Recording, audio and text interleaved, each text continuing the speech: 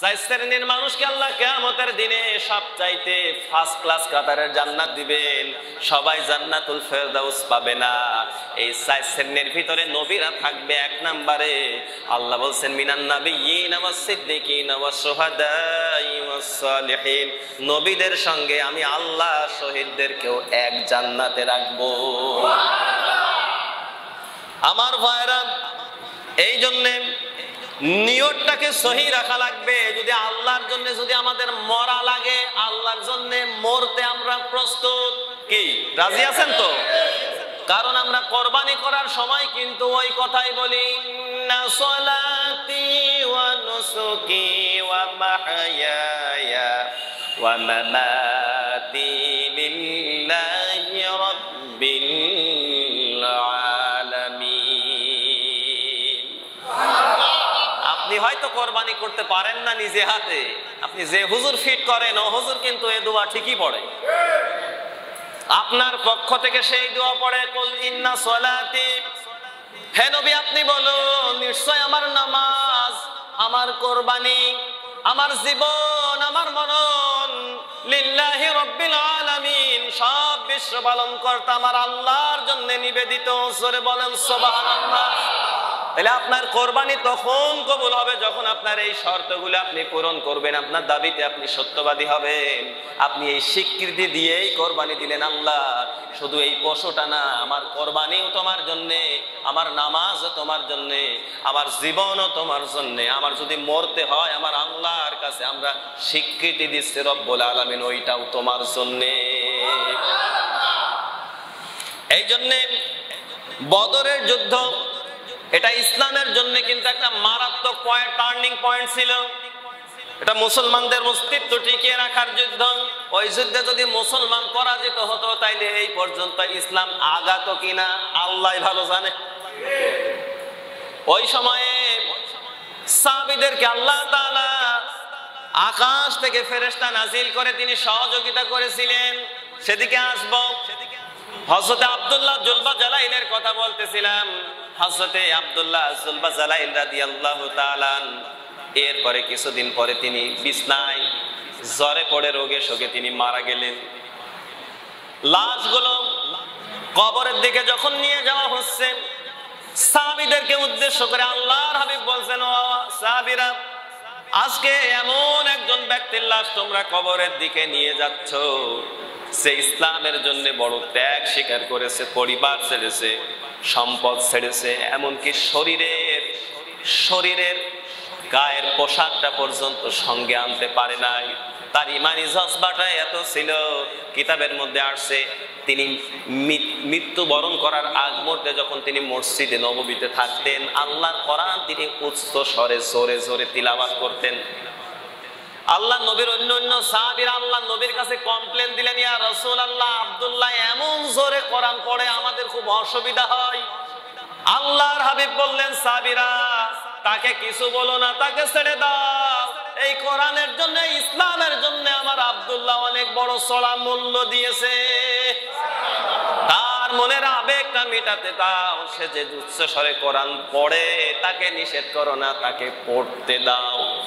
যখন তার লাশটা নিয়ে কবরের দিকে যাওয়া হচ্ছে, আল্লাহর নবী বললেন, দেখো এমন একজন ব্যক্তির লাশ তোমরা আজকে কবরের দিকে নিয়ে যাচ্ছ যে চড়া মূল্য দিয়ে ইসলামটাকে ক্রয় করেছেন, ইসলামটা গ্রহণ করার জন্য অনেক মূল্য তার চোখাতে হয়েছে।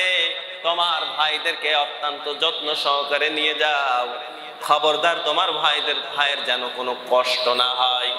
কিতাবের মধ্যে আসছে যে দুইজন সাহাবী নিয়ে যাচ্ছে, একজন হচ্ছে সাইয়েদনা আবু বকর আর একজন হচ্ছে হযরতে সাইয়েদনা ওমর রাদিয়াল্লাহু তাআলা। হযরত ওসমান এবং হযরতে আলী কবরের মধ্যে নামছে, টিম টিম করে আলো জ্বলতেছে। কবরের মধ্যে লাশ যখন রাখা হচ্ছে, আল্লাহর হাবিব বলছেন, খুব যত্ন সহকারে তোমার ভাইয়ের লাশটাকে কবরে রাখো, যেন অসুবিধা না হয়। আল্লাহর হাবিব নিজে হাতে করে লাশটাকে কবরের মধ্যে দিয়ে দিলেন। কবরটাকে সমাহিত করার পরে হাদিস থেকে বলছি, কবরের উপরে আল্লাহর হাবিব এইরকম দুহাতটা রেখে আল্লাহর কাছে বলতেছেন, রব্বুল আলামিন, আমার আব্দুল্লাহ অত্যন্ত চড়া মূল্য দিয়ে ইসলাম গ্রহণ করেছে, আজকে মাগরিব পর্যন্ত আমি আব্দুল্লাহর প্রতি খুশি ছিলাম, মাবুদ গো তুমিও আমার আব্দুল্লাহর প্রতি খুশি হয়ে যাও। হযরত ইবনে আব্বাস রাদিয়াল্লাহু তাআলা বলেন, আমার এই ঘটনাগুলো দেখে আমার মনের মধ্যে খুব ঈর্ষা হচ্ছিল। আমার মনের কাছে মনে হচ্ছিল, আরে এই লোকটা কত ভাগ্যবান যে আবু বকর ওমরের মতো লোক লাশ বহন করে, আল্লাহর নবী নিজে হাতে লাশ কবরের মধ্যে রাখে।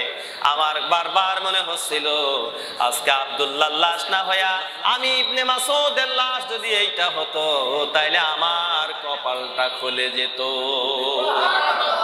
আমার কপাল খুলে যেত। যদি আব্দুল্লাহর লাশ না হয়, যদি এটা আমার লাশ হইতো, তাহলে আমার অনেক বড় সৌভাগ্যের বিষয় হতো এটা। সম্মানিত উপস্থিতি,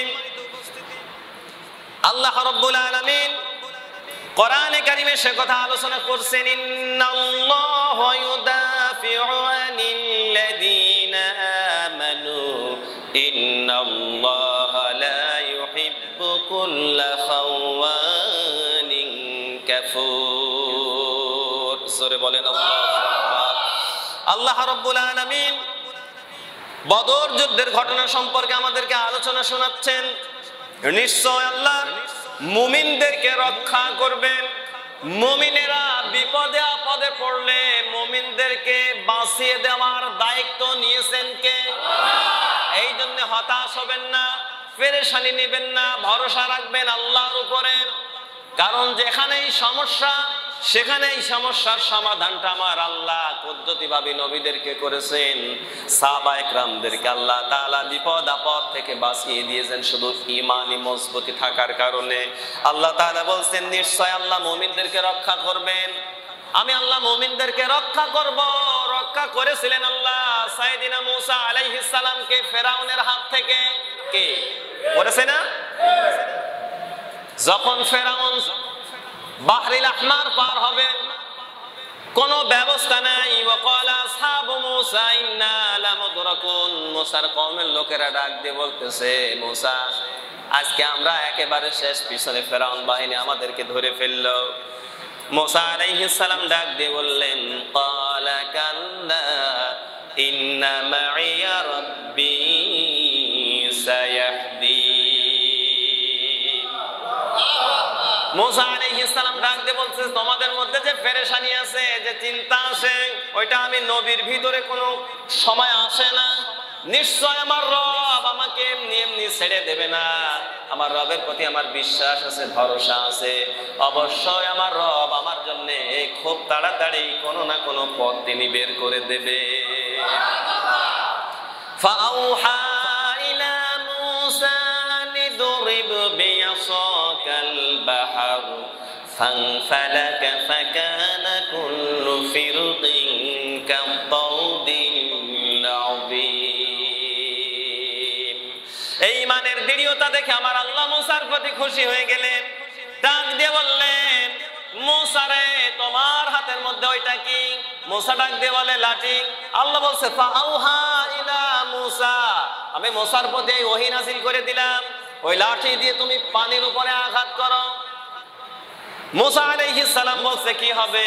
আল্লাহ তাআলা ডাক দিয়ে বললেন, মূসা রে, আঘাত করার দায়িত্ব তোমার, আর যা করার আমি আল্লাহ আরশের খানকায় বসে বসে আমার কুদরত করবে।